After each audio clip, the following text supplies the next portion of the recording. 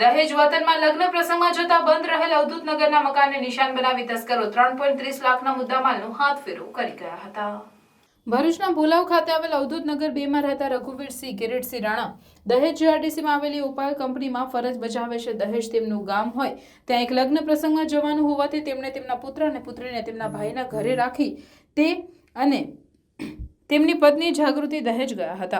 બીજા દિવસે તેમના સંતાનો સ્કૂલે જવા માટે સવારે પોતાના ઘરે ગયા હતા। તેમણે જોયું તો તેમના ઘરના દરવાજાનો ઇન્ટરલોક તૂટેલો જણાતા તેમણે પાડોશીના મોબાઈલથી પિતા રઘુવીરસિંહને જાણ કરી હતી।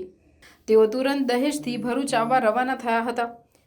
તેમણે ઘરમાં તપાસ કરતા ઘરના બેડરૂમમાં મૂકેલી તિજોરીનો સામાન વેરવિખેર કરી તેમાંથી રોકડા રૂપિયા 80,000 તેમજ સોના ચાંદીના દાગીના મળી કુલ 3.30 લાખના મત્તાની તસ્કરી ચોરી કરી ગયા હોવાનું માલુમ પડ્યું હતું। ઘટનાના પગલે તેમણે ભરૂચ સી ડિવિઝન પોલીસ મથકે ફરિયાદ નોંધાવતા પોલીસે ગુનો નોંધી તસ્કરોનું પગેરું મેળવવાની કવાયત હાથ ધરી છે।